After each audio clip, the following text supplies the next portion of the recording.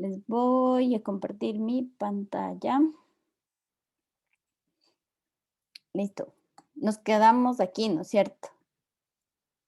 Y yo les estaba hablando que cuando los organismos fotosintéticos empezaron a proliferar, entonces cambió la composición de la atmósfera primitiva, ¿no es cierto?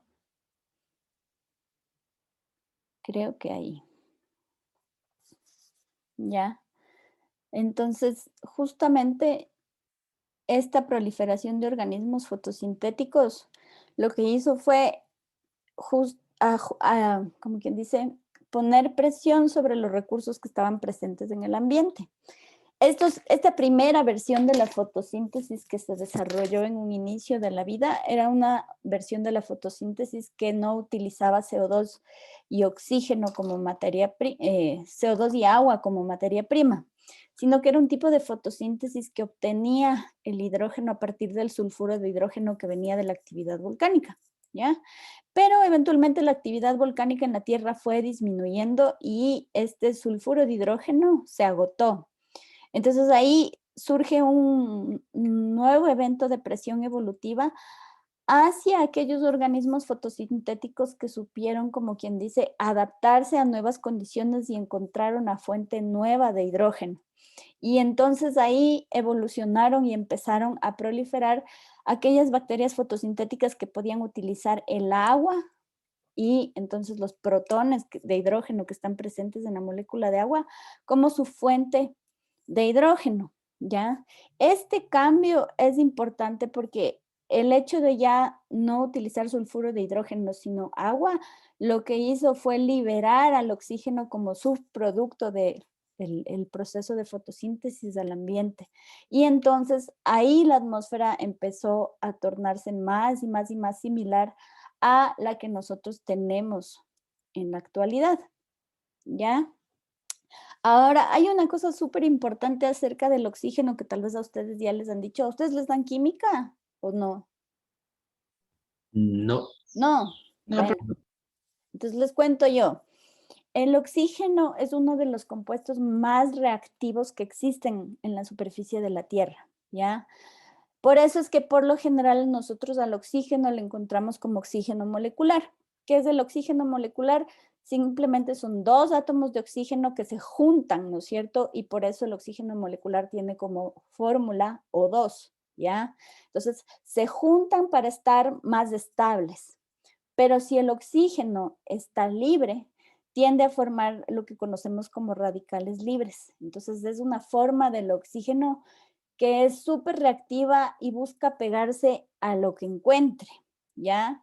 Entonces, en esta atmósfera primitiva, el oxígeno que se liberó por producto de la fotosíntesis empezó a reaccionar con todas las moléculas que pudo y de hecho con una de las moléculas con las que más reaccionó fue con las moléculas de hierro que estaban presentes en la corteza. Y la evidencia de eso es que hay algunos lugares en el mundo donde justamente se ve eso que está aquí en esta fotito. Esta fotito es un ejemplo claro de unas formaciones de óxido de hierro y son capas súper gruesas. Ahí la escala, no sé si ustedes avanzan a ver, pero esto es un esfero, ¿ya? Entonces, en algunos lugares del mundo, esta capa de bacterias que reaccionaron liberando oxígeno fue tan gruesa que alcanza por sobre los 5 centímetros más o menos, ¿ya? Y eso pasó hasta que todo el hierro que estaba presente en la atmósfera en ese momento se transformó justamente en eso, en óxido de hierro, en herrumbre, hace más o menos 2.200 billones de años, ¿ya? Como el oxígeno ya no tuvo nada más con qué reaccionar, entonces ya quedó libre en la atmósfera y entonces ahí es cuando empezó a formarse el oxígeno molecular, ¿ya? Estas moléculas de O2 que ya se juntan, ¿no es cierto? Se juntan los dos átomos de oxígeno y se forma un gas que es mucho más estable, ¿ya? Y entonces la atmósfera empieza a adquirir las características actuales, ¿ya? Las bacterias que existieron en este tiempo son bacterias que ya se consideran bacterias fotosintéticas tal como las conocemos en la actualidad y en realidad son organismos súper similares a lo que ahora conocemos como cianobacterias. Las cianobacterias o algas verde azules son unos organismos bien particulares porque son unos organismos que son capaces de hacer fotosíntesis tal como las plantas, pero en realidad son procariotes, ¿ya? Más o menos hace 1500 billones de años ya todo este proceso de presión evolutiva sobre las bacterias y el cambio, ¿no es cierto?, en la composición de la atmósfera se estabilizó y más o menos desde esa época tenemos presente en la atmósfera una proporción de oxígeno que ha sido más o menos constante, porque justamente todo el oxígeno que se libera por el proceso de fotosíntesis lo consumimos los otros organismos por el proceso de respiración aeróbica, ¿ya? Entonces, las plantas, por ejemplo, proveen oxígeno a la atmósfera y a cambio, más o menos, si se puede decir, los animales, ¿no es cierto? Realizamos respiración aeróbica en las mitocondrias, ¿no es cierto? Utilizamos ese oxígeno para justamente generar ATP. Entonces, ese uso y liberación de oxígeno se da en partes más o menos iguales mientras nosotros sigamos conservando los ecosistemas tal como los conocemos en la actualidad. Por eso, de allí surgen, ¿no es cierto?, muchos problemas con el tema de la tala de los bosques, del cambio de uso de la tierra, la destrucción de los páramos, etcétera, etcétera. ¿Ya? Entonces, una vez que los organismos fotosintéticos se formaron, déjenme ver si no me salté algo aquí, no, una vez que los organismos fotosintéticos se formaron, entonces luego ya vino la presión de justamente eh, empezar a encontrar organismos con un núcleo verdadero. Hasta ahorita hemos hablado solamente de procariotes, de bacterias en general. De ahí tuvo que haber un siguiente paso que es justamente el de la inclusión del material genético dentro de un núcleo. Evolutivamente hablando, esto es súper importante porque les da a las células una mayor estabilidad y una mayor fidelidad en el momento de mantener su material genético intacto para que pueda ser pasado de generación en generación. Lamentablemente, esto está muy ligado al desarrollo de algo que no deja evidencias fósiles, si se puede decir, que es justamente el comportamiento, ¿no es cierto? Cuando nosotros vemos documentales acerca de fósiles de dinosaurios o fósiles de criaturas marinas, fósiles de invertebrados, ¿no es cierto? Siempre hay un cuerpo que deja, ¿no es cierto? Una huellita que puede ser que puede ser en tierra, puede ser en piedras, pueden ser incluso los mismos organismos que están encerrados en ámbar, ¿no es cierto? Tenemos una evidencia, porque hay algo físico que se puede palpar, ¿no es cierto?, que deja una huella, deja una marca. Pero el comportamiento es una cosa muy diferente que casi no se puede evidenciar. Entonces, esto es básicamente una hipótesis que todavía realmente no puede ser comprobada directamente, pero sí hay algunas evidencias indirectas que apuntan a que esto sí ocurrió de la manera que les voy a contar, ¿ya? En algún momento a lo largo de la evolución, ¿no es cierto?, y la diversificación de todas estas bacterias que ocupaban la tierra primitiva, surgió por la abundancia de alimento eh, lo que se conoce como el comportamiento predatorio. Esto quiere decir que hay una presa y hay un cazador, ¿no es cierto? ¿Ya?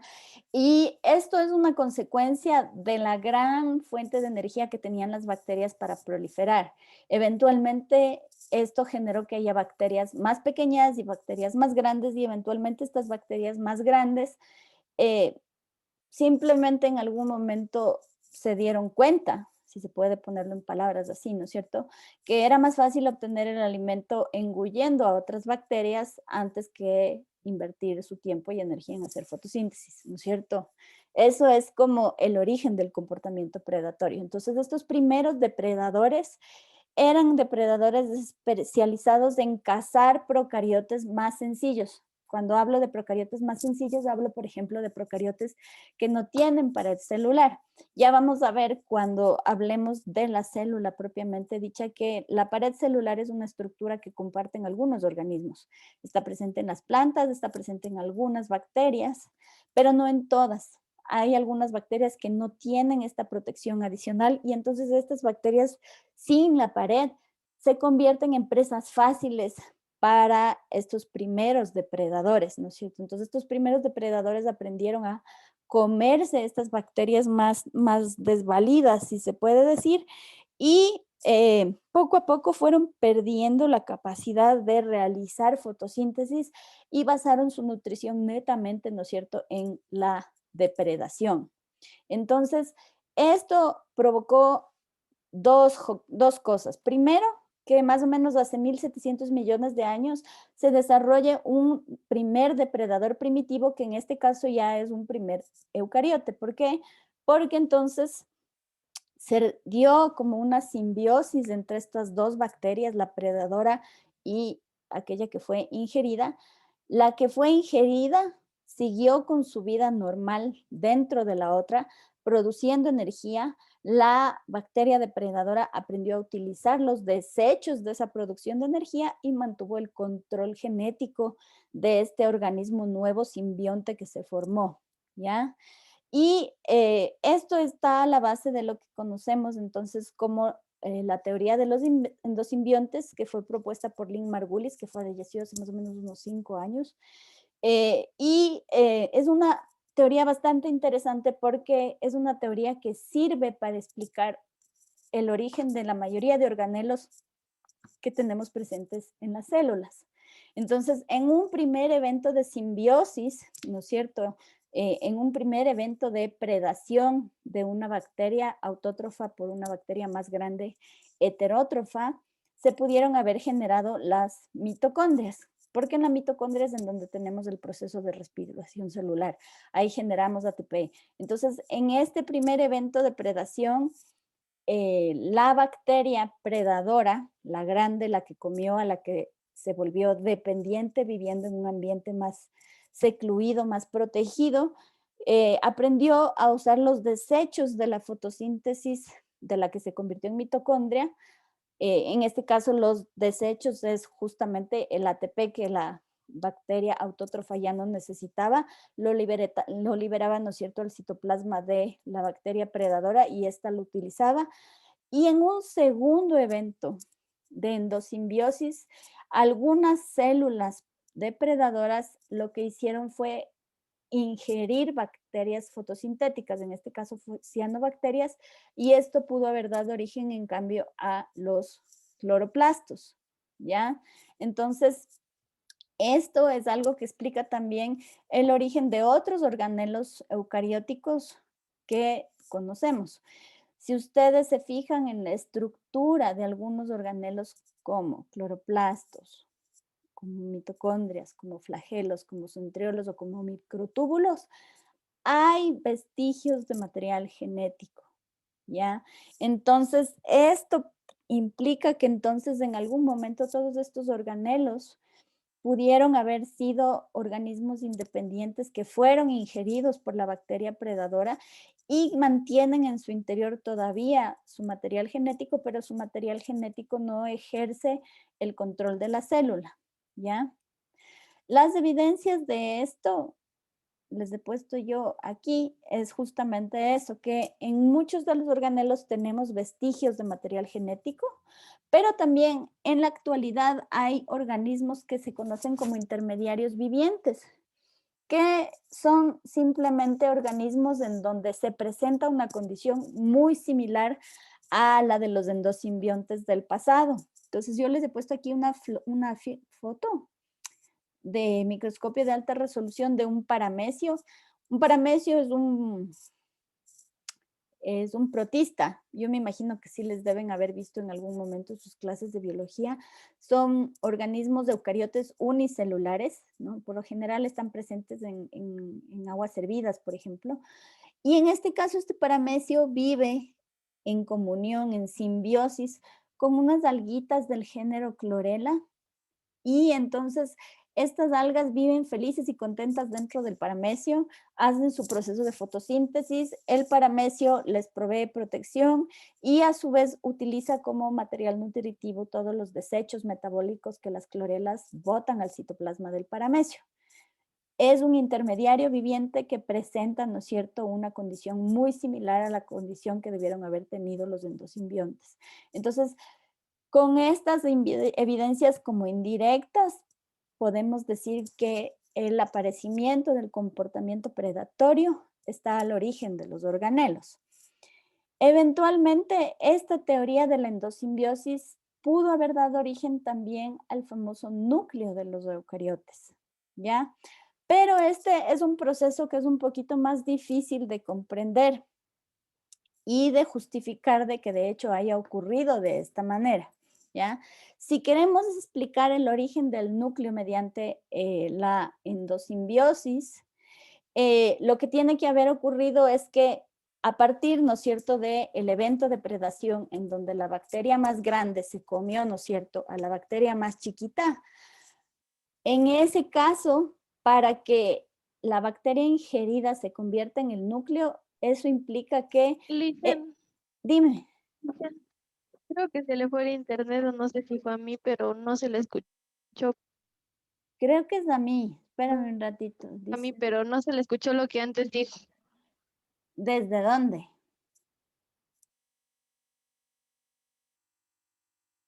¿Me escuchas? Desde origen del núcleo. Ajá, justo iba a explicar eso y se fue. Ya, pero ahorita ya Sí, volví, desde el origen del núcleo, justo iba a explicar eso. ya. Sí. El origen del núcleo es algo que es un poquito más difícil de explicar y la teoría de los endosimbiontes puede servir, pero sí tenemos unas teorías alternativas, ¿ya? Si queremos explicar la teoría del origen del núcleo con eh, lo que se postula de los endosimbiontes, implica que la bacteria que fue ingerida adquirió el control genético del simbionte. Eso quiere decir que el material genético del depredador eventualmente perdió su funcionalidad y simplemente desapareció, ¿ya? Ahora, para explicar el origen del núcleo existe otra alternativa y básicamente en esta alternativa lo que se plantea, en esta alternativa se plantea que es la membrana plasmática de una célula procariota en la que simplemente sufre como un proceso de invaginación hacia adentro de la célula y eventualmente, ¿no es cierto?, formó una serie de pliegues y de tubos y de canales que dieron origen tanto al núcleo como, por ejemplo, al retículo endoplasmático, ¿ya? Y posteriormente sí se dio un proceso de endosimbiosis para justamente formar mitocondrias y cloroplastos, pero la membrana del núcleo aparece, de acuerdo a esta teoría alternativa, por invaginación de la membrana celular hacia adentro. Y un poco esto se justifica viendo la conectividad actual que existe entre la membrana nuclear y los túbulos y canales que forman justamente el retículo endoplasmático. Eso ya vamos a ver cuando veamos la estructura de la célula. Pero entonces, para el origen del núcleo tenemos estas dos alternativas. La teoría de los endosimbiontes, en donde la bacteria predada, la ingerida, toma el control molecular de la célula, o por invaginación de la membrana plasmática hacia el interior. ¿Esto está claro? ¿Sí me escuchan? O ya me perdieron de nuevo.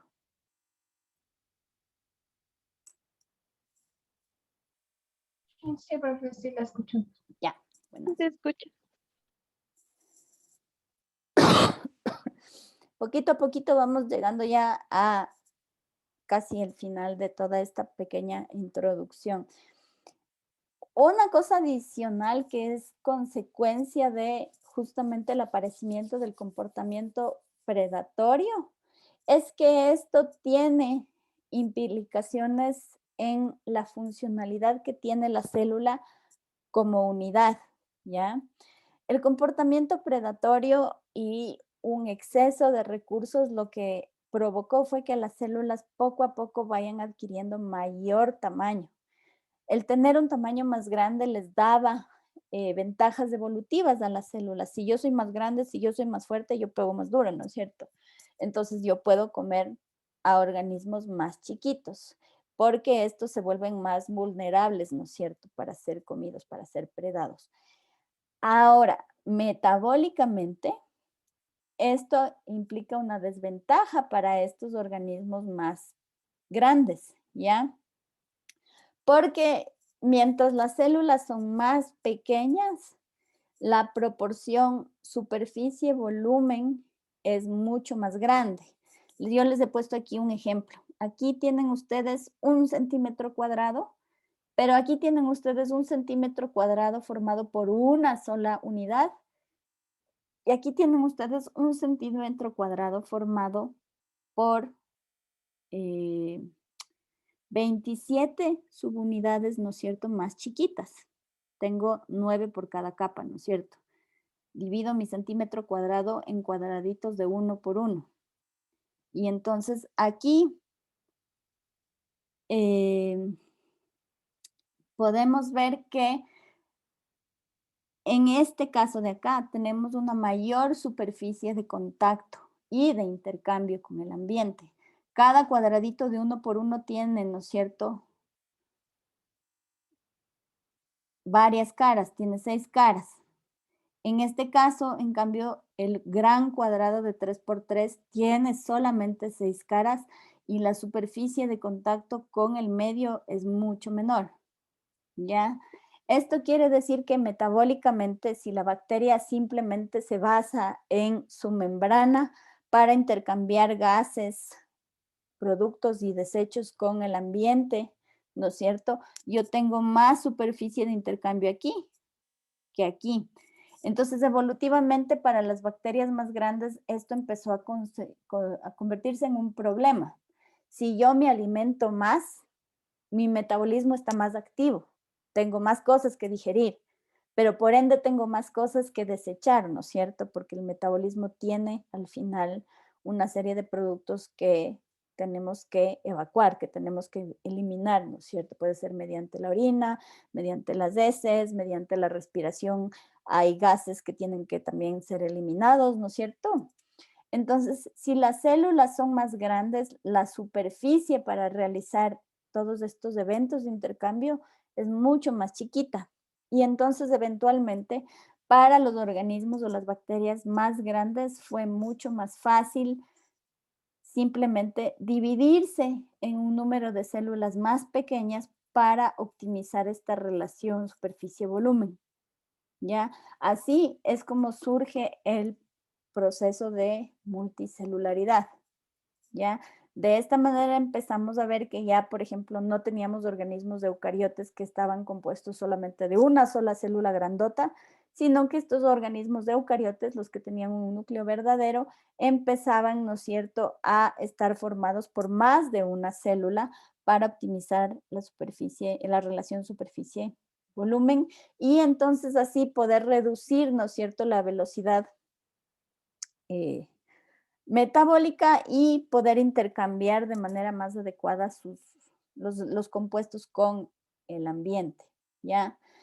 Los primeros registros fósiles de los organismos pluricelulares datan de hace más o menos 1.700 millones de años.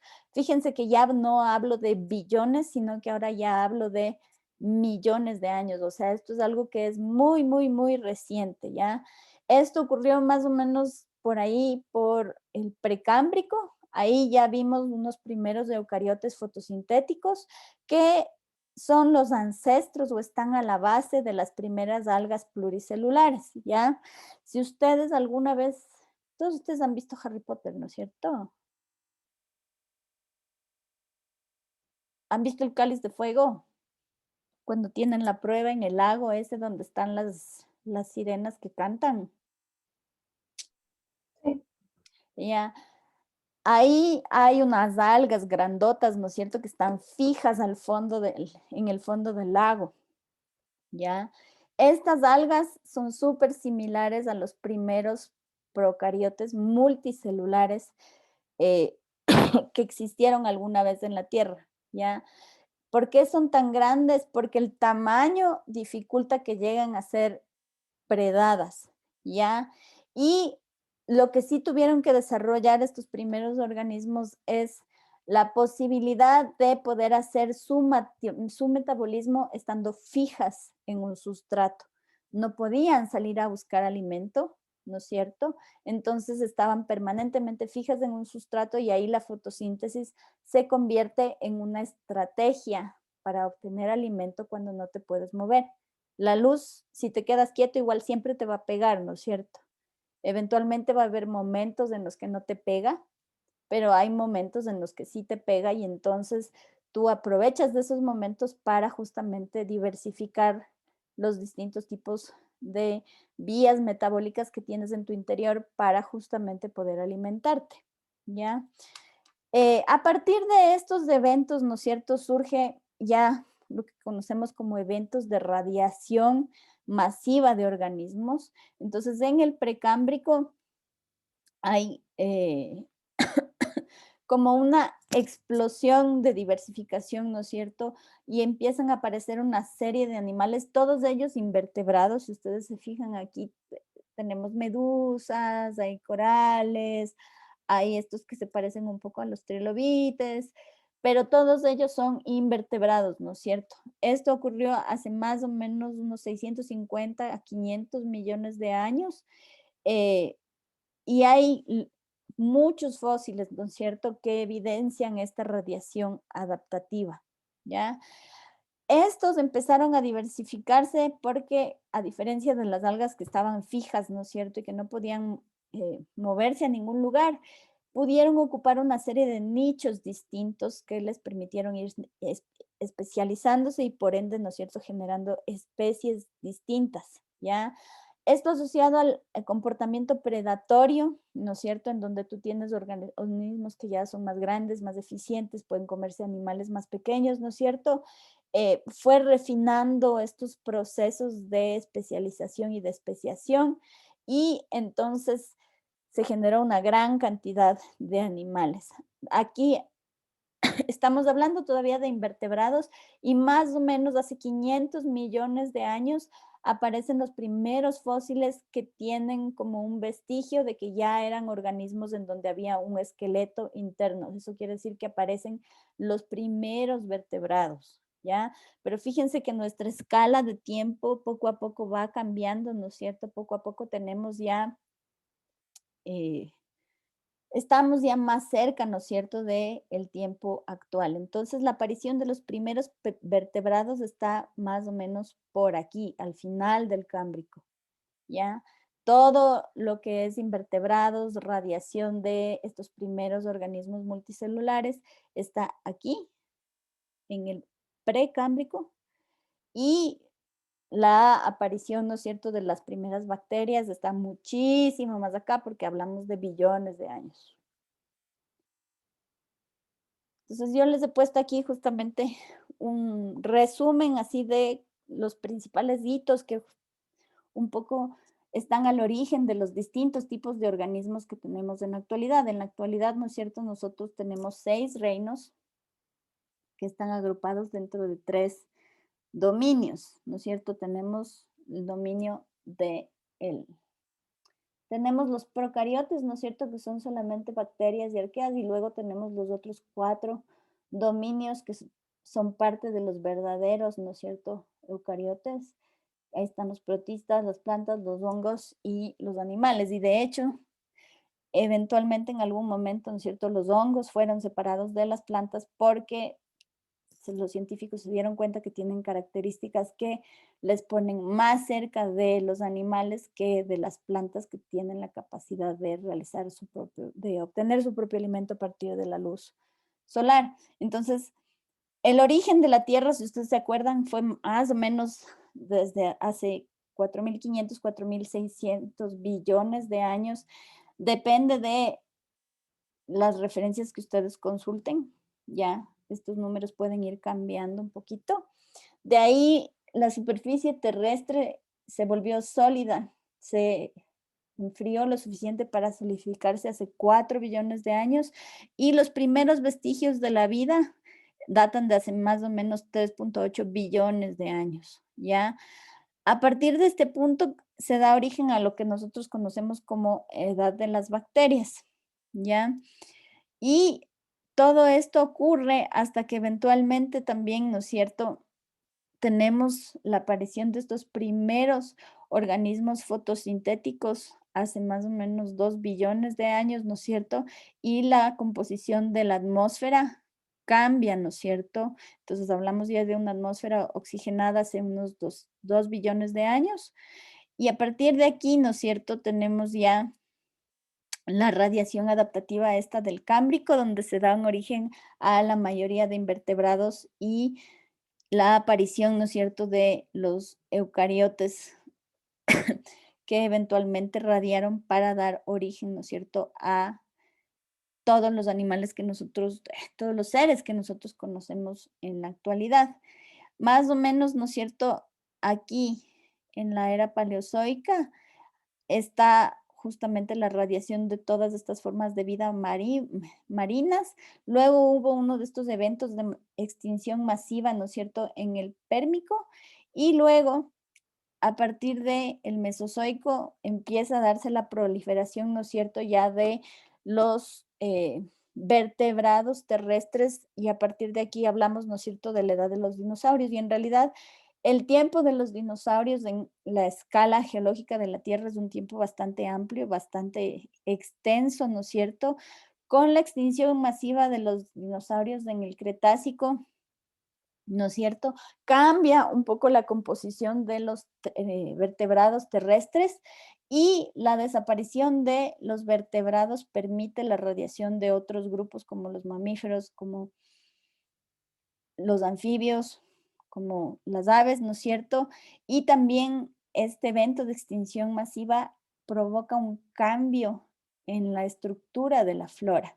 Hasta antes de este tiempo, todas las plantitas fotosintéticas que nosotros habíamos conocido ya como plantas terrestres eran plantas muy parecidas a las coníferas, eran parientes de las que se conocen como gimnospermas, pero la extinción de los dinosaurios permitió la radiación de varios grupos actuales de polinizadores, que justamente permitió la radiación de las plantas con flor. Entonces, esta extinción de los dinosaurios provocó, a más de, ¿no es cierto?, la diversificación de los grupos animales, también la diversificación de las plantas con flor que conocemos nosotros hasta la actualidad, ¿ya? Esto es todo lo que yo tengo que decirles con respecto al origen de la vida. ¿Tienen hasta aquí alguna pregunta? Si no, continuamos con la clase que tienen que ver el día de hoy, que es un poquito complicada, porque vamos a hablar de evolución. ¿Tienen alguna duda? Si no, de todas maneras, yo me imagino que los otros profes ya les deben haber explicado. Le vamos a quitar pantalla completa y nos vamos a devolver aquí a Leva. Ustedes tienen aquí en cada unidad el foro académico. Ahorita está oculto, pero yo le voy a habilitar y yo les voy a poner ahí algunas preguntas para asegurarme de que ustedes de pronto hayan entendido. ¿Ya? Necesito que ustedes participen por lo menos con una respuesta para cada una de las preguntas que yo les dejo en el foro, ¿ya? Listo. Entonces, con eso terminamos eh, esta primera introducción al origen de la vida. Aquí, en donde dice notas unidad 1, yo les he puesto un resumen chiquitito de los conceptos más importantes de esta unidad. Y entonces el día de hoy, que es semana 2, vamos a hablar de unos pocos conceptos introductorios sobre lo que es la evolución para que ustedes enlacen esto con lo que acabamos un poco de ver hasta ahorita, ¿ya? ¿Sí están viendo mi pantalla? Sí. Ya. Entonces, a lo largo de esta primera clase yo les he ido hablando, ¿no es cierto?, de eventos de evolución, de presión evolutiva. Entonces, quiero explicarles un poquito a qué nos referimos con todos estos términos, ¿ya?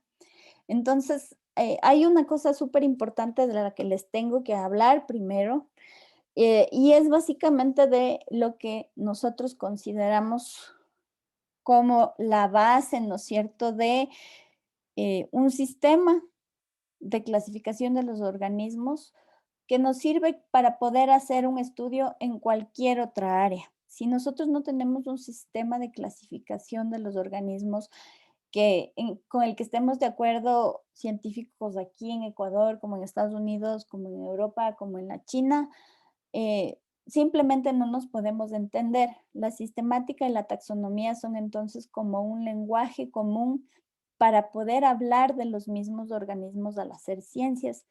Y esto, de alguna manera, a ustedes les compete, pero no tanto porque de todas maneras ustedes están trabajando solamente con un organismo. Pero imagínense para un biólogo, por ejemplo, nosotros a veces, yo en mis sitios de estudio tengo más de 1500 especies. Si yo no me comunico con otros científicos que también trabajan en sistemas alpinos, en un lenguaje común, no nos entendemos, ¿ya? Entonces, para la sistemática, ¿no es cierto? Las especies, como habíamos visto en la clase anterior, son el grupo dentro de una clasificación, ¿no es cierto?, dada, más pequeño de organismos que tienen la capacidad de reproducirse entre ellos y dejar descendencia fértil, ¿ya? Ahora, ¿cómo definimos qué es una especie? Cuando empieza una especie y cuando termina y empieza una especie hermana, una especie relacionada. Eso es lo que básicamente estudia la sistemática, y la sistemática es una ciencia que se apoya en una gran cantidad de disciplinas para justamente producir un sistema de clasificación en donde se tomen en cuenta las relaciones de emparentamiento que existen entre los distintos grupos, ¿ya? Entonces, la sistemática es la ciencia que se encarga de estudiar y organizar toda la diversidad biológica que existe en la Tierra, pero al mismo tiempo asocia estas relaciones, ¿no es cierto?, con la historia evolutiva que pueden haber tenido a lo largo de la, eh, el tiempo geológico. Entonces, en este arbolito tienen ustedes un sapito, una mariposa, un milpiés, una flor, un hongo, esto creo que parece un coral, y son organismos que aparentemente, ¿no es cierto?, están completamente desconectados, que no tienen ninguna relación. Pero si ustedes tratan de poner esto en contexto a todo lo que yo les hablé del origen de la vida en la Tierra, ¿no es cierto? Sabemos que todos estos organismos al final del día sí están emparentados porque provienen de un mismo ancestro común, que eventualmente fue un protista unicelular que por varios eventos de presión evolutiva se fue diversificando, ¿no es cierto? Primero se desarrolló el núcleo, después se dio, ¿no es cierto?, el paso a la multicelularidad, después de la multicelularidad hubieron los eventos de colonización de la Tierra, una vez que colonizas la Tierra, ¿no es cierto?, pasaron estas radiaciones, estas extinciones masivas, se produjeron más insectos, a partir de la generación de insectos se desarrollaron las plantas con flor, etcétera, etcétera, ¿no es cierto? Entonces, todos estos organismos que están aquí eventualmente sí están relacionados o emparentados en algún punto a lo largo de la línea del tiempo.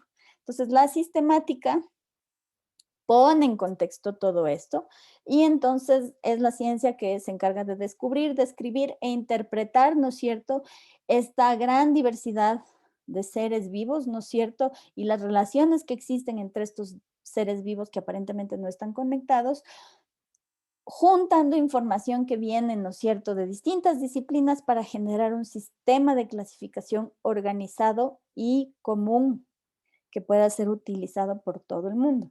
Entonces, con la sistemática lo que buscamos es reconstruir, ¿no es cierto?, todos estos eventos evolutivos y describir, ¿no es cierto?, qué modificaciones se fueron dando en los organismos para justamente, ¿no es cierto?, permitir que nosotros podamos diferenciar entre un sapo y una culebra, o entre una planta con flor y una conífera, etcétera, etcétera, ¿ya?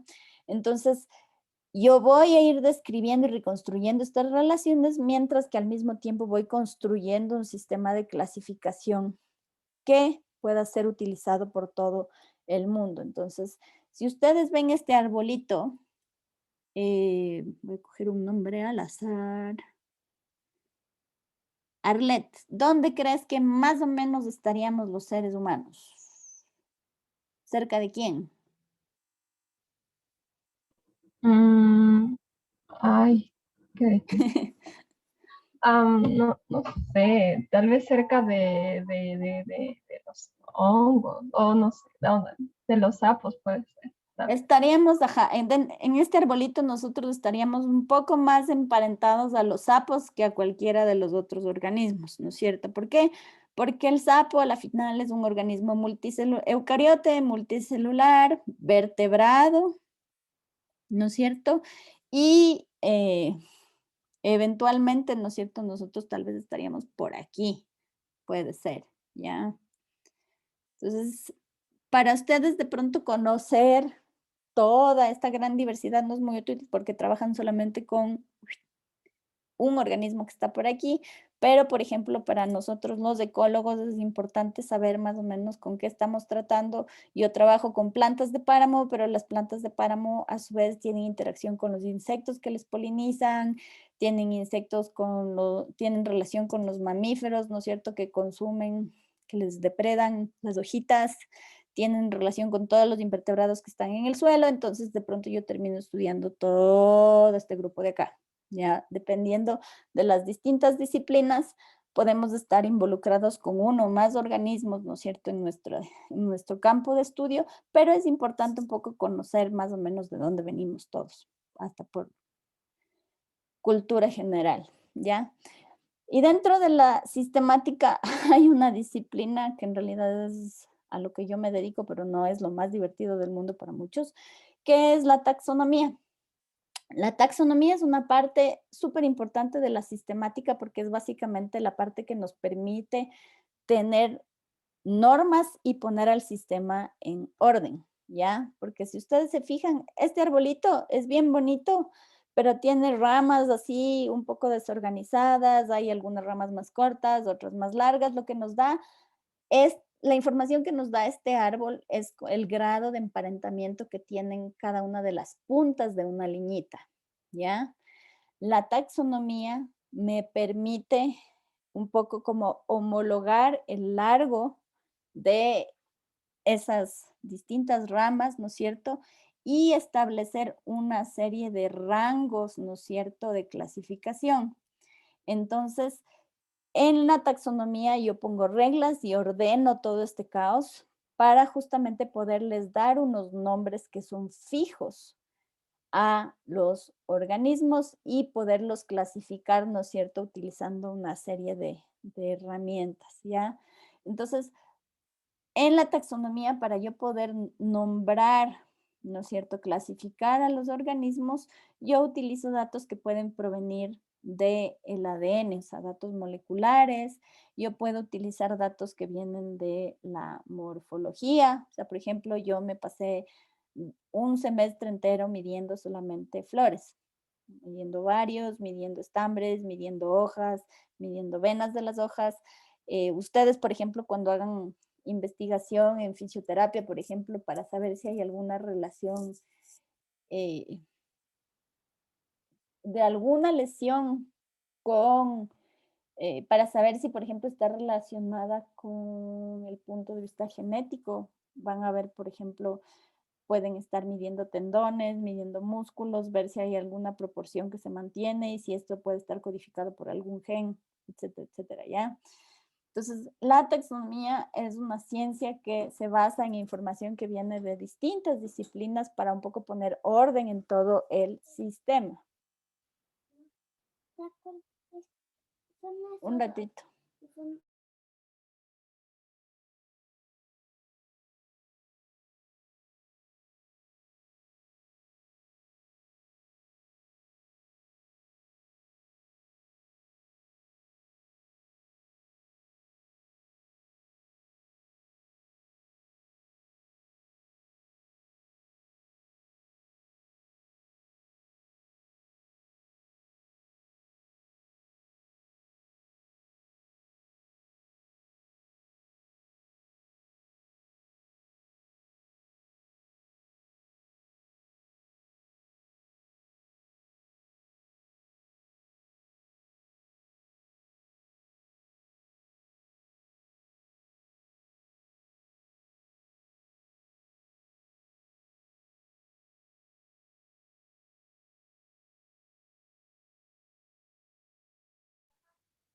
Perdón por la interrupción, Sebastián Cueva, mi hija pregunta por qué tienes la foto de un gato.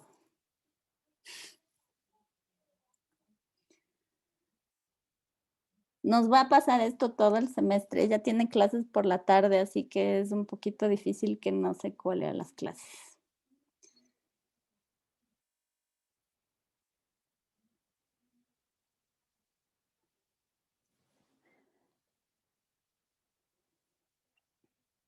Ya, ahí sí me escuchan de nuevo, ¿no es cierto? Sí, profe. Ya. Perdón. Ya. Y aparte de la taxonomía, existe una parte de la sistemática que se llama nomenclatura.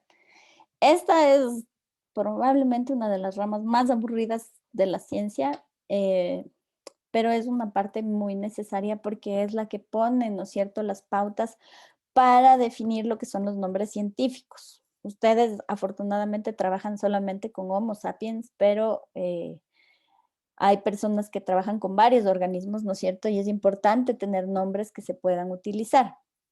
Esta es una de las disciplinas probablemente más antiguas que existen en la historia de la ciencia, porque básicamente nosotros los seres humanos les hemos puesto nombre a las cosas siempre. Si es que algo tenía un uso o alguna utilidad para el ser humano, tenía un nombre, ¿ya? Desafortunadamente para todo lo que tiene que ver con biodiversidad, los humanos, incluso desde el tiempo de los griegos y de los romanos, nombraban a los organismos, pero nombraban solamente a las cosas que les eran útiles. Entonces, por ejemplo, las plantas medicinales, los animales que eran cazados, las plantas cultivadas, por ejemplo, tenían nombre, ¿ya? Y pasó muchísimo tiempo, justamente pasaron varios siglos, cuando los herbolarios europeos se dieron cuenta que esto era un sistema súper poco estable y no muy práctico, porque, por ejemplo, en cuanto a plantas medicinales que se utilizaban para tratar distintas dolencias, cada vez que la planta era utilizada para tratar una dolencia distinta, cambiaba de nombre. Entonces, por ejemplo, si es que una planta como la menta o como la lavanda se utilizaban para hacer emplastos, para curar dolores musculares, por ejemplo, tenía un nombre. En este caso, cuando tenían un uso medicinal, lo que se utilizaba era el epíteto officinalis. Entonces, la lavanda, si es que se usaba para emplastos, por ejemplo, se llamaba lavanda officinalis. Pero si esa misma lavanda yo la utilizaba para hacer el relleno de almohadas o para hacer infusiones, yo le ponía otro nombre, ¿ya? Esto es a la larga súper poco práctico porque además uno termina hablando exactamente de las mismas cosas, pero con palabras distintas.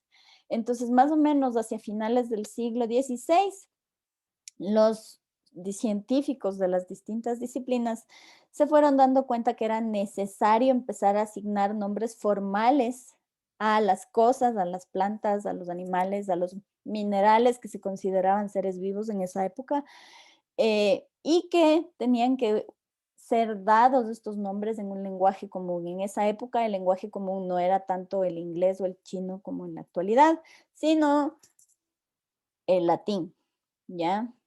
Entonces los primeros nombres científicos empezaron a aparecer sobre todo en tratados de medicina, ¿no es cierto?, en donde se utilizaban algunas plantas con distintos fines, ¿ya? Ahora, estos primeros nombres científicos en realidad eran un dolor de cabeza porque no eran cortos, no eran como Homo sapiens, ¿no es cierto?, como la especie del hombre, sino que eran lo que se conoce como polinomios, nombres frase. Entonces, me imagino que todos ustedes se han de haber ido alguna vez al zoológico de Guayabamba cuando van por la carretera, ¿no es cierto? Hay estos pencos famosos que se utilizan para hacer cercas vivas, ¿no es cierto? Esto ahora se llama ágave americana, pero en un inicio a esta especie se le llamaba ágave folis spinoso dentatis mucronastique, porque básicamente el nombre, el polinomio es como una descripción de la planta. Entonces esto significa ágave con hojas de ápice punzante y margen dentado espinoso, que claramente se puede ver en esta foto. Era útil tener ya un nombre común para nombrar a las cosas, pero cuando uno empieza a escribir libros, esos nombres tan largos que tienen una función sobre todo diagnóstica, se vuelven una cosa súper engorrosa y densa de utilizar, ¿ya? Entonces, más allá de tener esta función diagnóstica, o sea, de que nos ayuden a identificar las distintas especies de las que estamos hablando, estos polinomios no son muy prácticos de utilizarse, ¿ya? Entonces, poco a poco, varias personas fueron pensando que se necesitaba un sistema un poquito más simple para hablar de las plantas, de los animales, de los minerales, ¿no es cierto? Hasta que finalmente fue Carlos Linneo, o Carolo Linneo, o Carl Linnaeus, como se le conoce en algunos lugares, cuando hizo este libro que se conoce como el Species Plantarum, que es como la Biblia de todo lo que se conocía en plantas hasta la época, en 1753, donde él introdujo varios conceptos que fueron muy controversiales en esa época, pero que son utilizados hasta ahora. La primera es que en este libro, en el Species Plantarum, Carlo Linnaeus utilizó los caracteres sexuales como la base para establecer un sistema de clasificación, ¿ya? ¿Por qué les digo que esto era controversial? Porque en esa época, en 1753, hablar de sexo y de caracteres sexuales era definitivamente un tabú. Era realmente algo prohibido, algo que no se hacía, y él utilizó eso como la base, ¿no es cierto?, para dividir a las plantas en distintos grupos. Plantas con 2 estambres, 4 estambres, 6 estambres, iban haciendo grupos más o menos homogéneos de plantas, ¿no es cierto? El segundo cambio drástico que Linneo implementó con sus Species Plantarum es que él seguía utilizando los polinomios, pero en el margen de cada polinomio, él escribió una palabrita adicional. Entonces, el penco famoso que les enseñé hace un ratito, ya no se llamaba Agave follis dentato spinosis, bla, bla, bla, bla, bla, sino que él puso aquí en el margen la palabra americana. Hay otra especie de ágave con las hojas dentadas, pero diferente, que en cambio le llamó ágave vivípara, ¿ya? Entonces, en el Species Plantarum, Linneo propuso este famoso sistema que se conoce como el sistema binomial. Cada especie es identificada por un binomio de palabras, ¿ya? Este sistema binomial no es algo que le surgió a él como una epifanía, ¿no es cierto? Sino que es algo que ya varias personas habían venido proponiendo. Él simplemente lo formalizó para todas las especies de plantas que se conocían en ese momento a partir de un tratado que otro botánico francés que se apellidaba Bouin ya había publicado y había propuesto. Entonces, estos binomios, estos nombres científicos, consisten en un nombre genérico. En el caso de los hombres, ¿no es cierto? El nombre genérico de nuestra especie es Homo, y dentro de Homo, ¿no es cierto? Ha habido el Homo sapiens, el Homo neanderthalis, el Homo habilis, el Homo erectus, ¿ya? Más un epíteto específico, que básicamente es un adjetivo, pero en latín. Entonces, en este caso, el ejemplo que yo les he puesto aquí pertenece a un helechito, que son esas plantas que tienen generalmente las abuelitas en las casas. Este se llama Polypodium murorum, pertenece al género Polypodium, pero el epíteto específico, el adjetivo que le da como un extra, un plus a este Polypodium es este que dice murorum, y por lo general cuando citamos un nombre científico siempre abreviamos el autor que describió esa especie después del nombre científico, ¿ya? Ahora, para una especie, ¿no es cierto?, hay un nombre científico que se conoce como el aceptado, pero puede haber varios sinónimos. Esto en animales no es muy frecuente, en las plantas pasa todo el tiempo, ¿ya? Entonces, este Polypodium murorum, por ejemplo, es una especie cuyo nombre aceptado es ese que está aquí, pero tiene como 15 sinónimos. ¿Ya? Ahora, no me voy a detener en detalles, pero dentro de la nomenclatura hay una serie de reglas y de normas, pero lo más importante es que un nombre científico tiene que cumplir 3 propiedades. 3. Estoy como mi hija que dice 3. 3 propiedades. La primera es que un nombre científico tiene que ser universal. Eso es un poco obvio. Los hombres, ¿no es cierto? Homo sapiens, nos llamamos Homo sapiens aquí, Homo sapiens en la China, Homo sapiens en Francia, ¿no es cierto? También un nombre científico tiene que ser único para un taxón. Solamente hay una especie que se llama Homo sapiens, ¿no es cierto? Nosotros conocemos algunas especies relacionadas a Homo sapiens, pero no se llaman Homo sapiens. Se llaman Homo neanderthalis, Homo erectus, ¿ya? Pero Homo sapiens solamente se le asigna a un taxón, a una especie a la vez, ¿ya? Entonces esas son las 3 propiedades que tiene que tener un nombre científico, ¿ya?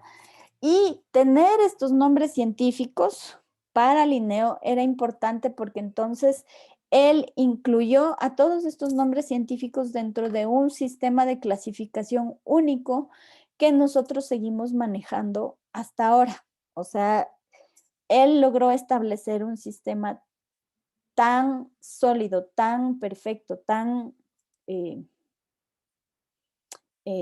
lógico, si se puede decir, que se sigue utilizando hasta ahora.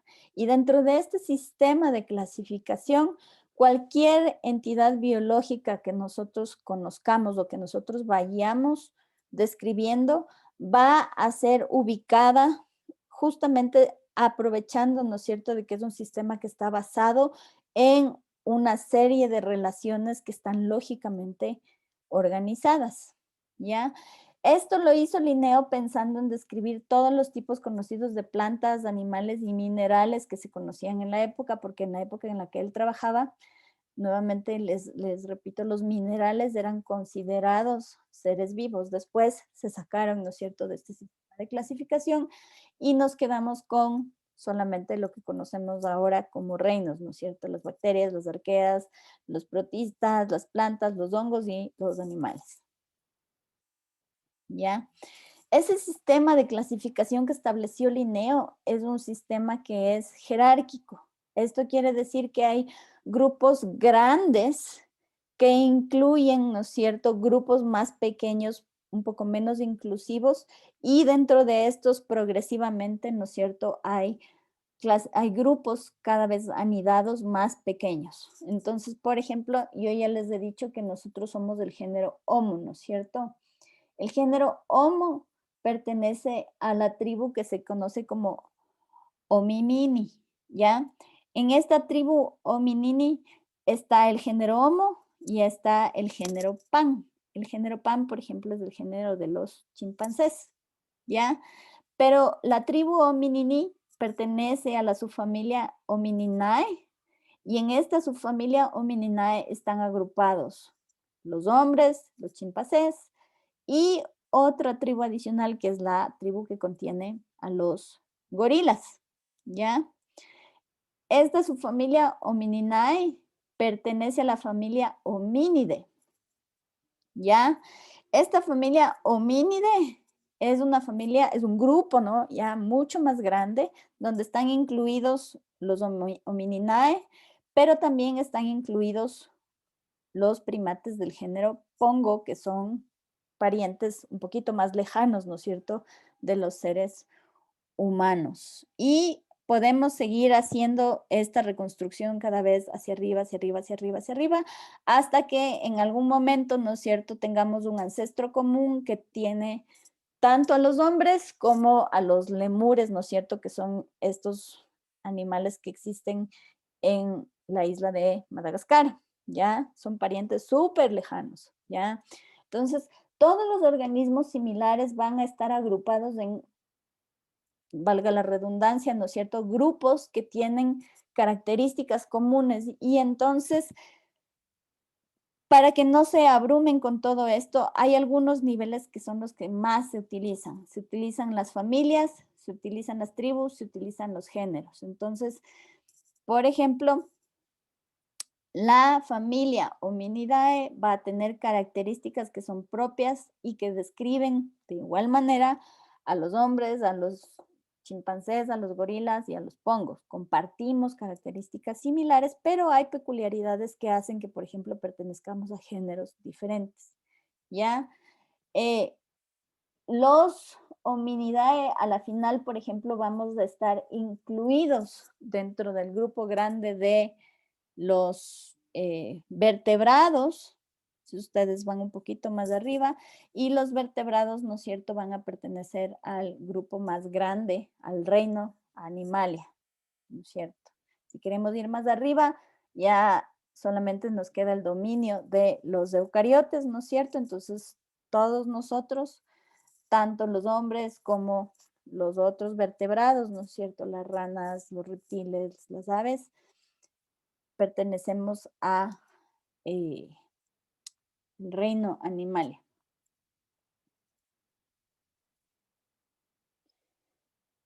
Entonces solamente les voy a dar como un vistazo súper rápido de los grupos que encontramos actualmente, ¿no es cierto?, formando parte de toda esta gran diversidad de seres vivos.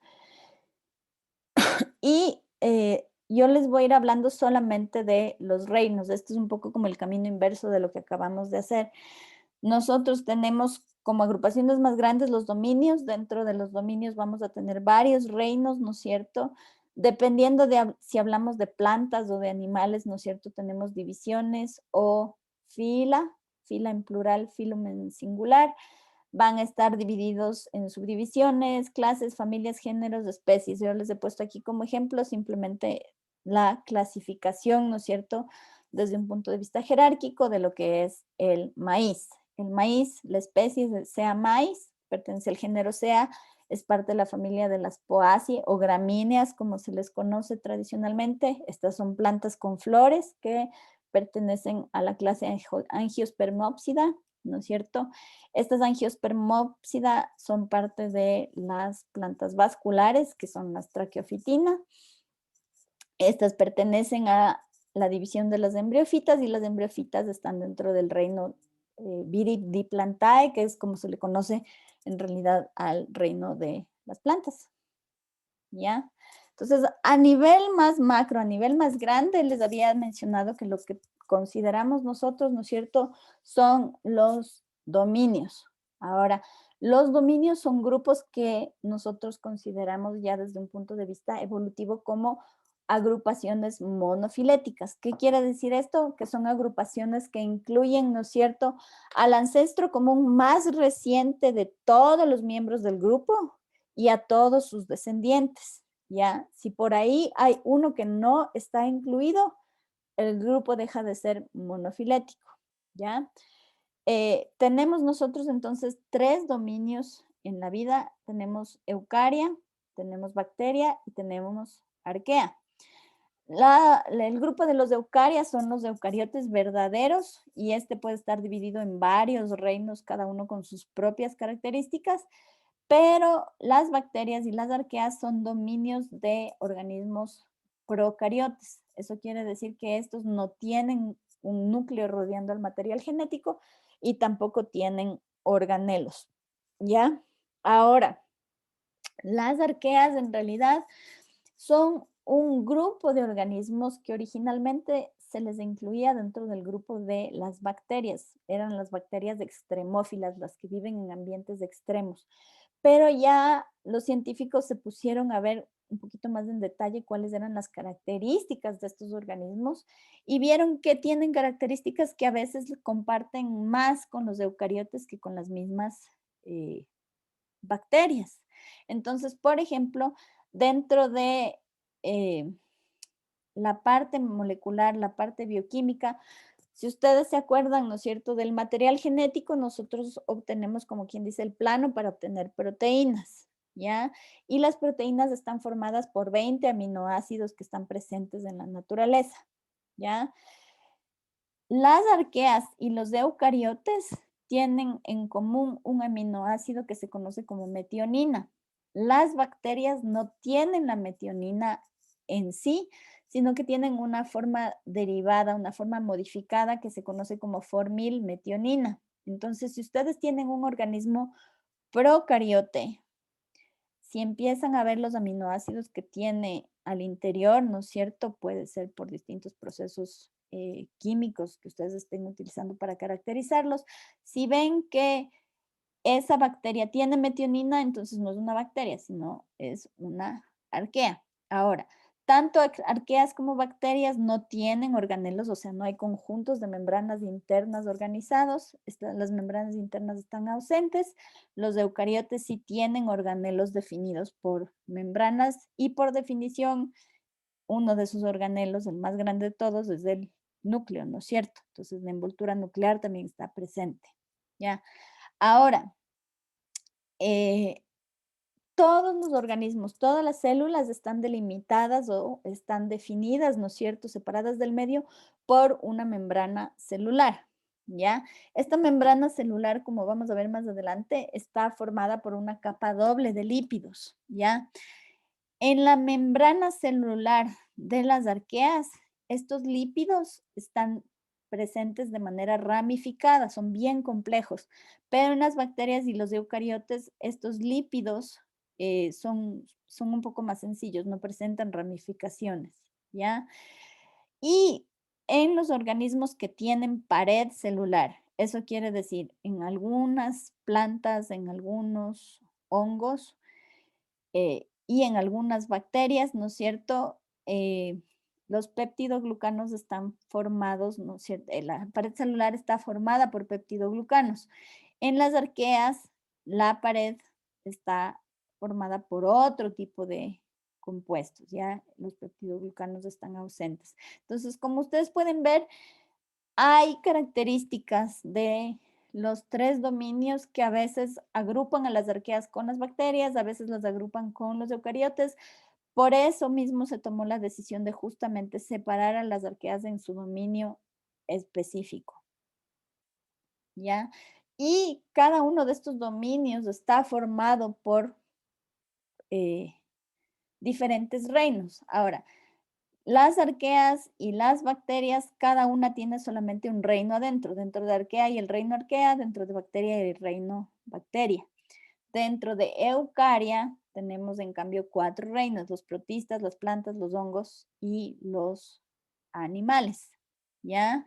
Entonces, aquí nuevamente vamos a ver que hay características que son propias y otras que son compartidas de manera indistinta entre varios grupos. Entonces, protista, plantae, fungi, animalia, lo que tienen en común es que tienen un núcleo presente. Entonces, son células eucariotes, ¿no es cierto? Los organismos que tienen citoesqueleto, ¿no es cierto?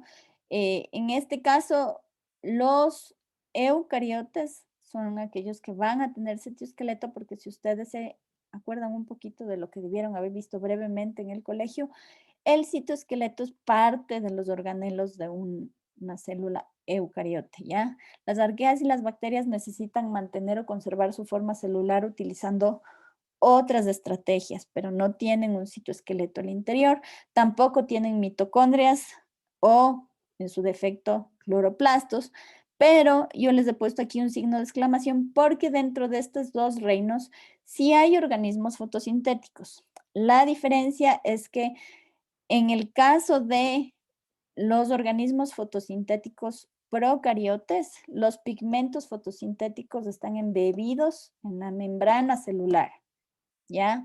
En las plantas, los pigmentos fotosintéticos están confinados a los organelos específicos que son los cloroplastos, ¿ya?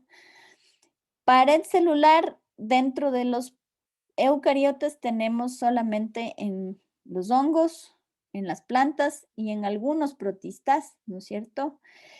Pero la composición de la pared celular en estos va a ir variando. En los hongos la pared celular está compuesta de quitina. En las plantas la pared celular básicamente es celulosa. En los protistas la pared celular tiene una composición que es súper variable, y en las arqueas y en las bacterias que tienen pared celular también la composición es variable, pero no está compuesta de celulosa, ¿ya?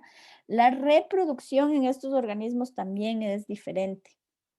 En los animales, en los hongos, en las plantas y en los protistas se da reproducción sexual que está caracterizada por la fase de producción de gametos por meiosis y luego, ¿no es cierto?, el evento de fertilización que es la fusión de los gametos, ¿no es cierto? Eso es, en resumen, la reproducción sexual. En las arqueas y en las bacterias, la reproducción que garantiza que el material genético pueda ir variando, se pueda ir recombinando, se da por procesos de conjugación, de transducción o de transformación, ¿ya? Entonces, en ese caso, el tipo de reproducción que van a tener estos organismos no es una reproducción sexual. Las bacterias, por ejemplo, se pueden reproducir simplemente por fisión, que es por división, ¿no es cierto? Pero para generar variabilidad en el material genético, ¿qué es lo que hacen a veces las bacterias? Entre ellas establecen puentes en la membrana de membrana celular, o sea, se forman como tubos enlazando la membrana celular de dos bacterias contiguas y se intercambian pedacitos de material genético. Ya vamos a ver en detalle esto cómo puede ocurrir. En cuanto al proceso de obtención de energía, las bacterias y las arqueas son autótrofas, tienen que generar su propio alimento. Los protistas son un reino particular porque hay una gran variedad de organismos. Aquí es un poco como un reino basura porque todo lo que no se sabe qué es, mientras sea eucariote, cae dentro de los protistas. Entonces, en los protistas tenemos organismos fotosintéticos, tenemos organismos heterótrofos y les he puesto el signo de exclamación en heterótrofos porque por lo general pueden ser parásitos, ¿ya? Tenemos, por ejemplo, el plasmodium, que es el que genera la malaria, ¿no es cierto? Ese se ubica aquí. En las plantas, la mayoría son fotosintéticas, los hongos obtienen su alimento por absorción y los animales ingerimos, ¿no es cierto?, nuestros nutrientes. Entonces somos heterótrofos. En las bacterias y las arqueas no hay multicelularidad. En los protistas la mayoría de ellos también son unicelulares. En las plantas siempre tenemos organismos multicelulares, igual en los animales. En los hongos es un poquito diferente. En los hongos la mayoría son multicelulares, pero hay hongos que pueden llegar a ser unicelulares cuando la fase dominante en la que permanecen la mayoría de su vida es justamente esta generación en donde permanecen como esporas y la espora es una sola célula, ¿ya? Las arqueas y las bacterias no tienen sistema nervioso. Las plantas y los protistas tienen un sistema nervioso que se puede considerar como primitivo porque sí tienen la capacidad de responder a estímulos. Yo no sé si yo les enseñé a ustedes un videíto la semana pasada de las plantas carnívoras. Creo que sí, ¿no es cierto? Sí, porque vimos las características de los seres vivos. Entonces, tienen la capacidad de responder de manera súper primitiva a estímulos. El estímulo puede ser el tacto, también puede ser la luz. Es lo que en las plantas se conoce como nastias. Los hongos no tienen nada, ningún sistema que pueda considerarse como análogo o precursor de un sistema nervioso. Y en los animales la presencia del sistema nervioso va adquiriendo complejidad dependiendo, ¿no es cierto?, de en dónde esté el animal dentro del sistema de clasificación, ¿no es cierto?, de los animales, ¿ya?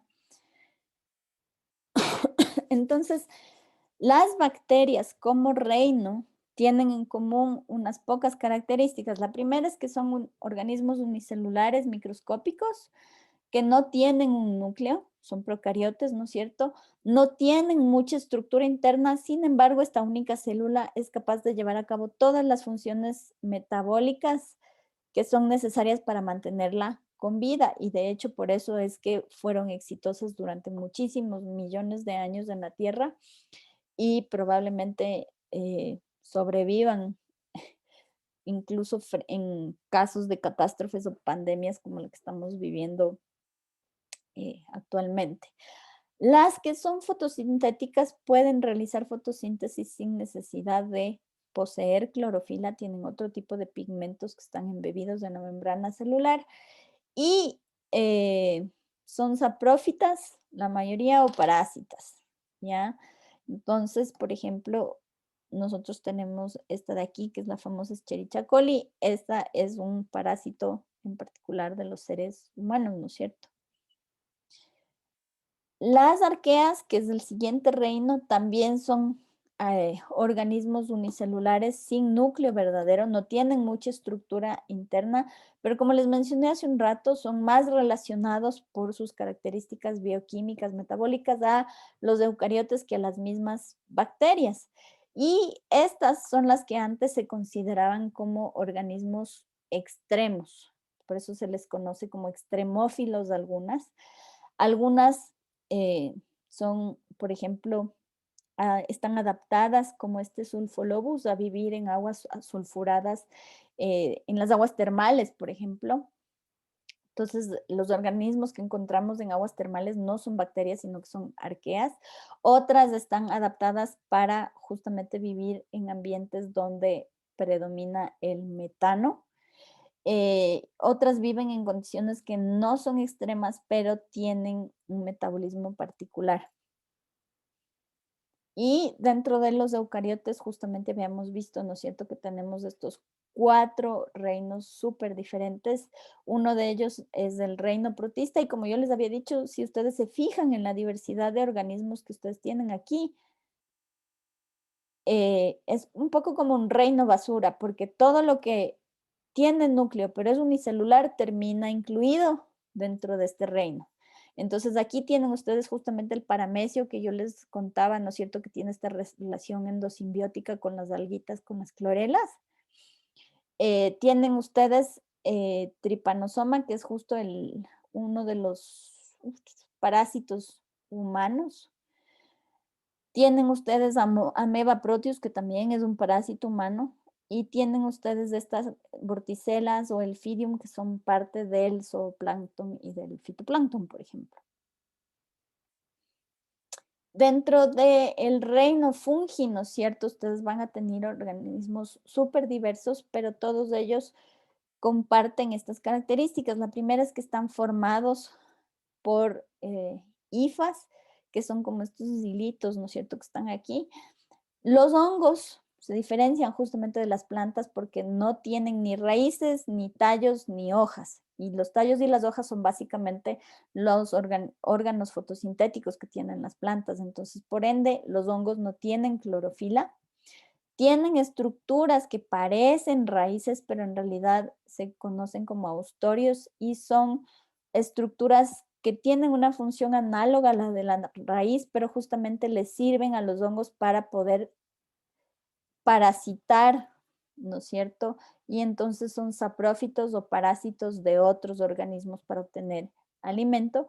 Y una diferencia adicional que tienen, ¿no es cierto?, con otros organismos es que tienen la capacidad de producir, aquí pueden ver ustedes en la punta de estos hilitos, estas esporas, ¿ya? Entonces, en una de sus fases del ciclo de vida, van a producir estas esporas y estas esporas, ¿no es cierto?, son las que se van a dispersar a grandes distancias y finalmente la espora cae en la tierra en el momento en que germina, produce estos órganos, estos austorios que sirven para parasitar otros organismos y así poder crecer y formar, ¿no es cierto?, la fase que nosotros normalmente vemos. De ahí les había hablado del reino Animalia y este es uno de los más diversos que existen, ¿no es cierto? Aquí tenemos nosotros organismos que son por lo general multicelulares. Estos organismos tienen células que no tienen pared celular, ¿ya?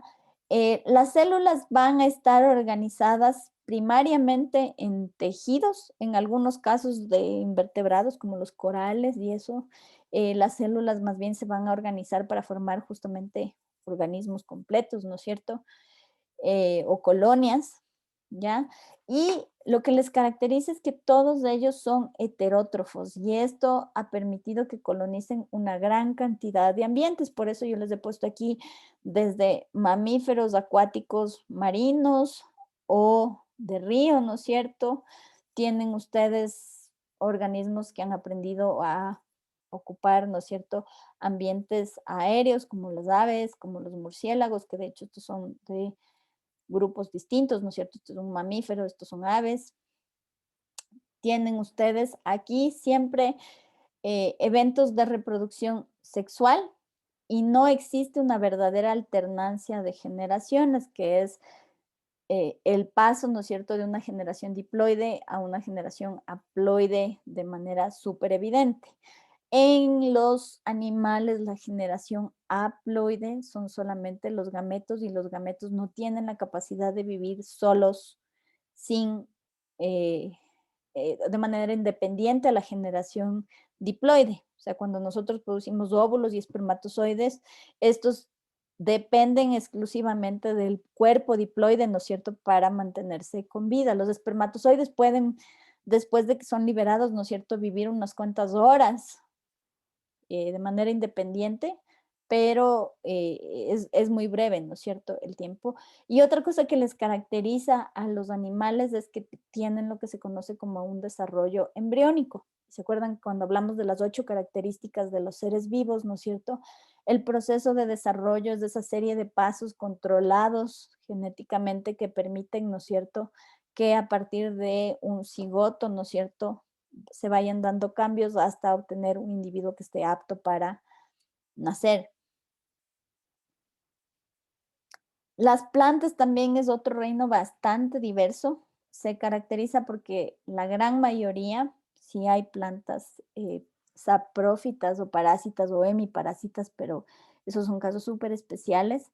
eh, la mayoría tienen pigmentos fotosintéticos para poder alimentarse por sí mismas, obtener alimento y energía a partir del proceso de fotosíntesis, por ende son autótrofos, ¿ya? Y tradicionalmente una división que se aplicaba, ¿no es cierto?, hasta hace poco, es que nosotros tenemos plantas con flor, como estas que están aquí, y tenemos plantas sin flor, como esta conífera, este lecho, este caballo chupa y este musguito, ¿ya? Pero en realidad la clasificación y división de las plantas es mucho más compleja que esto. Ahorita déjenme ver la hora, tomémonos 5 minutos, un ratito, para tomar agua y descansar y les tengo que hablar de unos poquitos conceptos entonces de evolución. Ya, voy a poner en pausa y voy a parar un ratito la grabación. Ya, tenemos 5 minutos hasta las 9:35. Ya, están por ahí. Sí, Sí, profe. Ya. Entonces, hemos justamente visto, ¿no es cierto?, que ha tomado mucho tiempo y muchos cambios llegar a tener la diversidad de organismos que vemos en la actualidad, ¿no es cierto?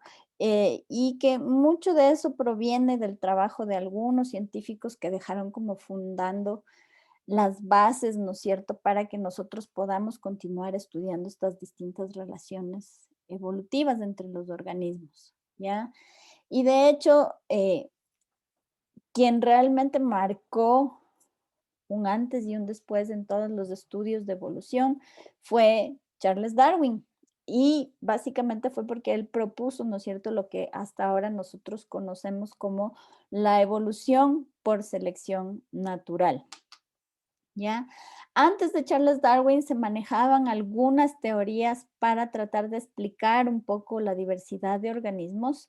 Una de ellas, famosa y bastante extendida, ¿no es cierto?, fue la teoría del uniformitarismo que estableció Hutton más o menos por 1785, en donde, basado en lo que él conocía de procesos geológicos, ¿no es cierto?, en donde distintas características geológicas aparecen a lo largo del tiempo por procesos que son graduales y son lentos, en lugar de más bien por eventos así un poco como catastróficos que ocurren de manera súper repentina. Hutton propuso en esta teoría del uniformitarismo que esto que él observó en geología podía aplicarse también a la biología. Y esto derivó, ¿no es cierto?, un poquito en lo que luego Georges Cuvier, que era un paleontólogo, y luego Luis Agassiz, ¿no es cierto?, definieron como lo que se conoce como el catastrofismo, en donde distintos eventos, si se puede decir catastróficos, como las extinciones masivas que se fueron dando, ¿no es cierto?, son los motores de la diversificación de las especies que quedan, ¿ya? Uno de los grandes opositores a esta teoría del catastrofismo es justamente un naturalista francés, Lamarck, que él más bien empezó, ¿no es cierto?, a tratar de proponer teorías alternativas para explicar cómo los organismos fueron cambiando a lo largo del tiempo mediante procesos de herencia de caracteres, pero no solamente heredando estos caracteres, pero también por procesos que están ligados a cambios ambientales y a algo que él llamó el sentimiento o voluntad interna, ¿ya? ¿A qué se refería Lamarck con eso? Eh, yo les he puesto aquí uno de los ejemplos clásicos que hay para explicar esta teoría de Lamarck que tiene que ver con las jirafas, ¿no es cierto?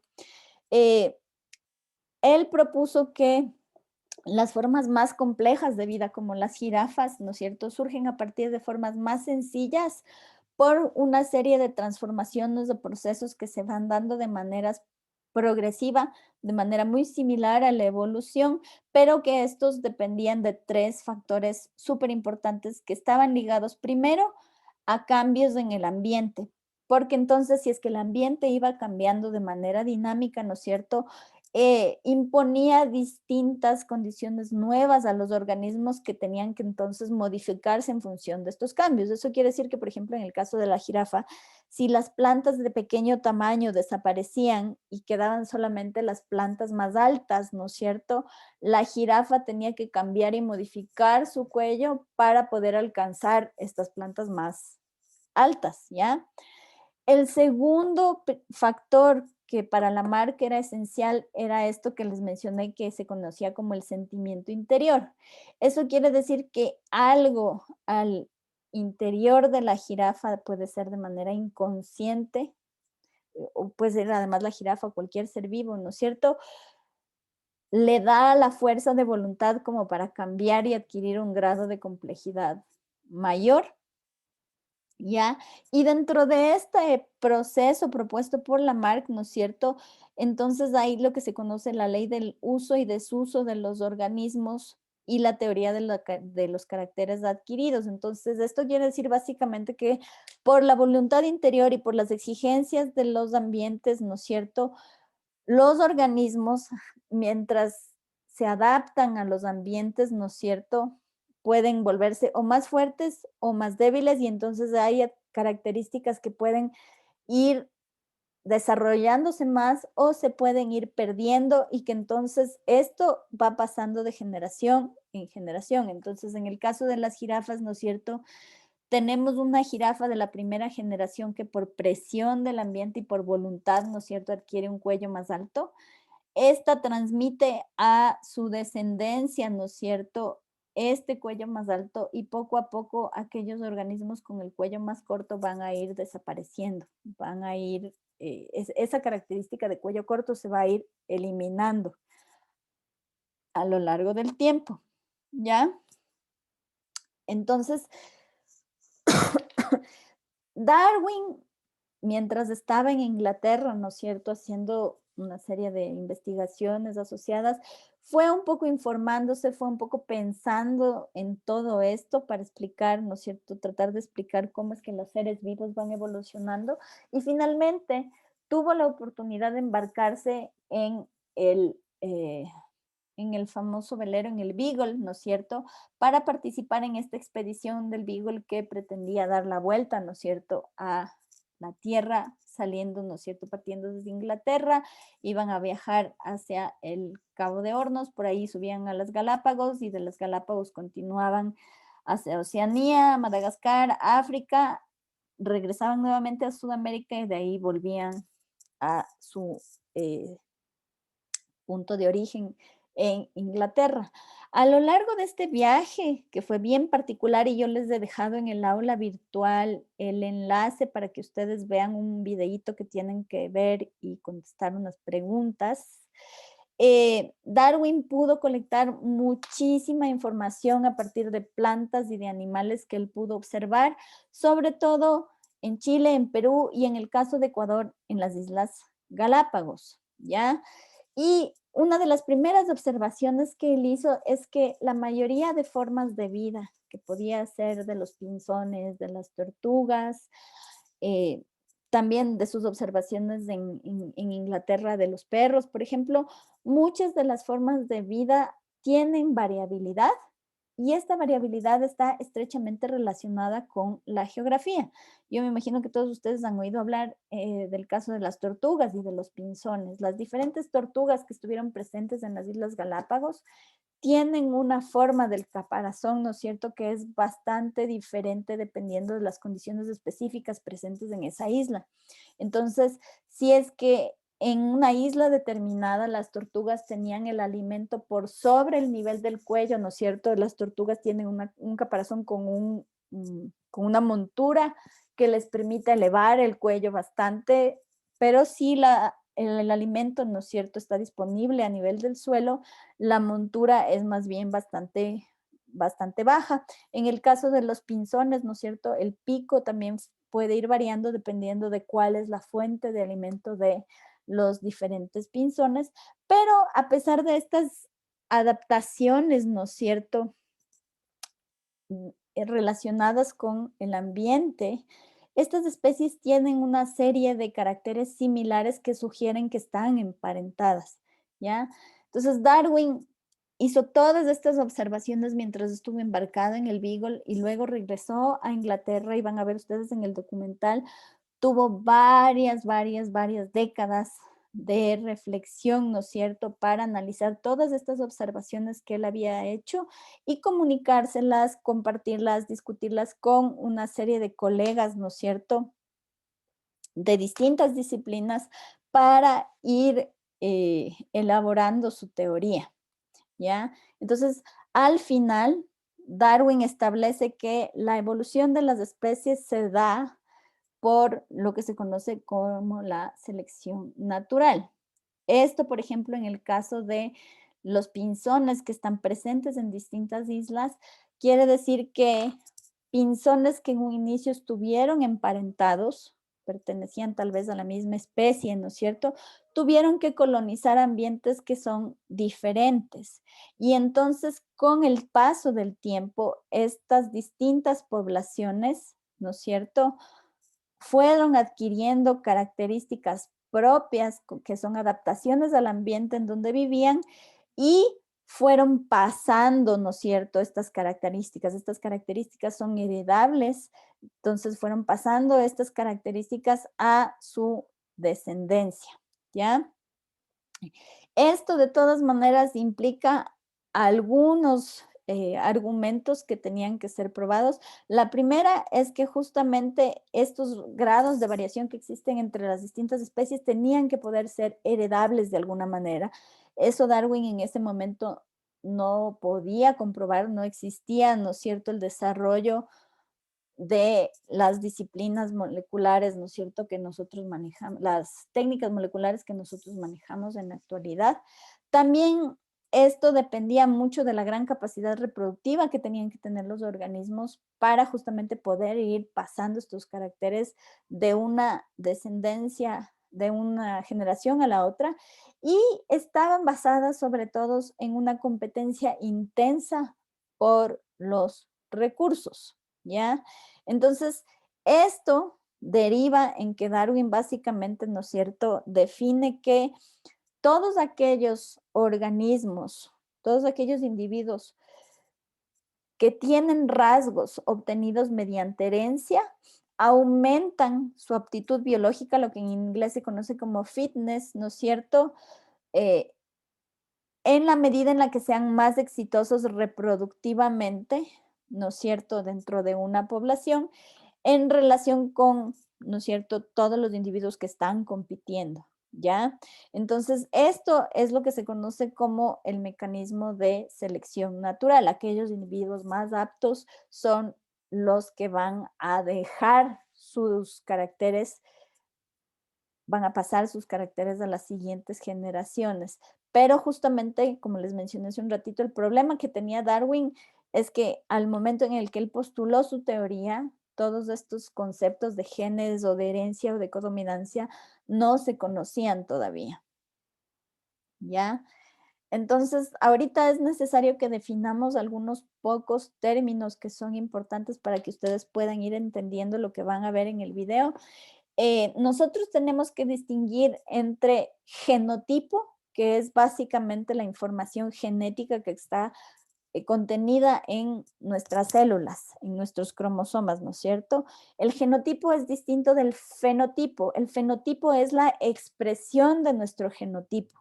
Y el fenotipo puede ser visibilizado de distintas maneras. Puede ser el color de pelo, puede ser la morfología, la fisiología incluso, o el comportamiento de un organismo. En el caso de mis plantitas de páramo, por ejemplo, yo tengo algunas que son resistentes a las heladas porque tienen unos genes que codifican para unas proteínas que evitan la supercongelación del citoplasma, ¿ya?